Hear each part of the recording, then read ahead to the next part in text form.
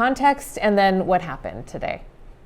Well, the context here is it started last week with a video that was posted on social media and went viral of a confrontation at a playground in a park here in Rochester, Soldier Field, that park down there. And there was a woman here that, and this video I'm told was taken by a witness, somebody else, but that she apparently got upset because accused a 5-year-old of trying to steal something from her child's diaper bag. That in the video she's accosted by this witness saying, "Did you call that little boy the N-word?" And it kind of escalates from there. I just saw the video here a few minutes ago, and this interplay then, it really raised a lot of emotions obviously around here, and so that led to this rally here that you saw earlier today. It started at noon. It went for a while, and then there was a short just kind of march around the government center here. Now is wrapped up, in which, you know, there's a number of things at play here in the kind of the emotional response to this. One is they're upset because the woman at the in the video at the center of this then started a fundraising campaign on Give, Send, Go, and raised $600,000 there, in which she said that's for her own legal defense, that's also for her own safety, that she's been getting threats that she may have to move, protect her family. Well, then people are upset that they view her as maybe trying to profit off of what occurred. It's unclear exactly what the situation is. I talked to the mayor here too, and she said, yeah, it's unclear. The police have been doing their work all the weekend trying to talk to witnesses, figure this out. This morning forwarded it to the city attorney's office here for potential charging decision, that they will work with the county attorney's office here too, because a lot of people at this protest, that was the other part of it, is they want this woman to be charged with some sort of hate crime, because they see, again, online, the donations that she's getting come with a lot of then incendiary comments too. The NAACP then had their own fundraising campaign just to really kind of counter that, and which has now been ended, met its goal and ended.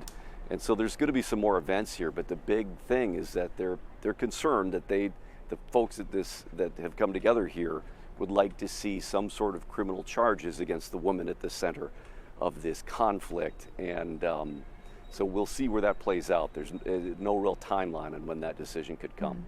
And Rob, if you could, for those who haven't seen the video or choose not to watch it, could you kind of walk us through, just kind of slowly what transpires? And so we don't catch the any initial whatever the person who's recording says you said this. We don't have that initial interaction, but we do have him confronting her. Is that right? And she does say several times. Can you walk us through that?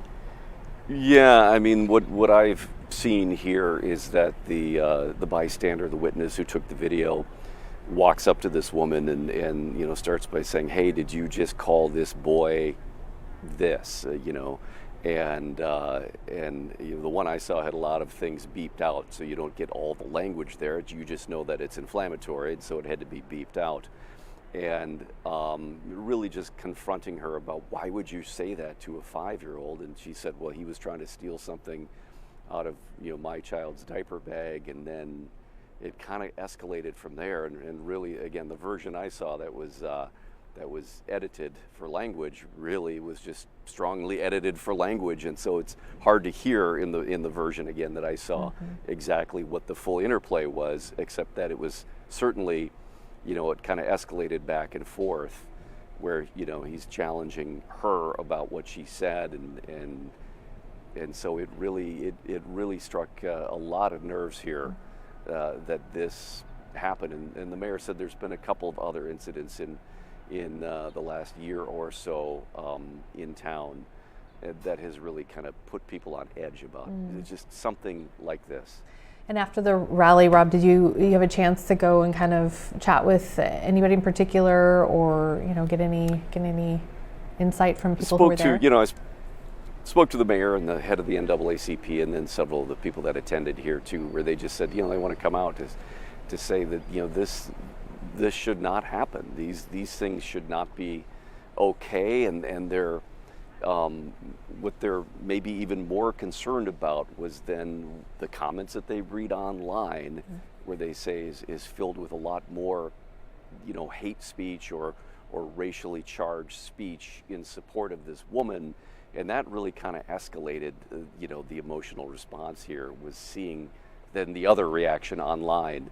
And so that's really kind of just continuing to add more kind of fuel to the fire. Okay, sounds good. And yeah, I think you might have said this at the top, but it sounds like Rochester PD finished their investigation, handed it over to the city attorney.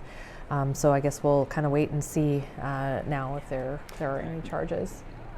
Right, and that's the question here is people, really want some kind of legal reaction to this, but of course the question is, what laws may have been broken here? There's legal standards where is which crime or which legal standard might fit here in terms of whether there's some hate speech laws on the books, but some of that stuff is an enhancement to other laws, or other crimes. So it's really they've got to figure out here was this just an unfortunate and inflammatory incident, or was there something here that actually warrants a criminal charge? Was there a law broken? Yeah, so many layers to this one, and yeah, that's why I think a lot of people, even across the country, you read Washington Post. I mean, there's a lot of national media covering this story as well. So, all right, Rob, thank you. Appreciate your time. We'll look for you a little bit later tonight. Yep. Fox 9 at 5, Okay. 6 o'clock. All right, you guys, take care.